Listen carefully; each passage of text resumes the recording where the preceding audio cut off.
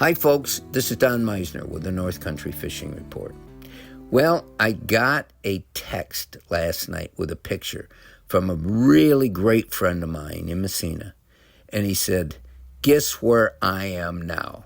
Now, this friend of mine never fished. It wasn't a part of his life, but he has a son now that has shown an avid interest, and because he's such a good parent, he's supporting him in every way. So where was he? The picture showed his son, and he was in Walmart in the fishing tackle section staring up at all the lures. It made me think back to when I was a kid. And when I wasn't very old, I was in school, I was saving my lunch money. I never told my mom and dad this, for heaven's sakes. That was terrible. But I would go without lunch and save that money, and I would buy fishing lures with it. But the real thing that sort of guided me was this magic catalog that came to our home. It was called the Herder's Catalog. And it was founded by George L. Herder, or I think that was his middle name. And it's kind of like the Peterman catalog, if you've ever seen it on Seinfeld or in real life. And there's a story behind every product. And in that catalog, now this was way back when I was a kid, and it was before there was much difference in fishing lures. There were some spoons and some spinners and some hard plastic plugs. This was before even soft plastic was used. And in that catalog, I would take that and I would go in a room and close the door and I would stare. This became my wish list.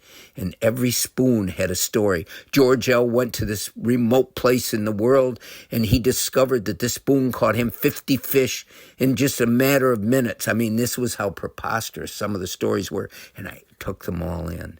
And this was my love as a kid, is most of these lures I never got because I never saved enough of lunch money to get them. But my point is, this was a huge part of my life. And as I got older, all these things didn't matter much anymore. Fishing was a way that I experienced the world around me. It was different than when I talked to you about experiencing what the impact of the environment is on me.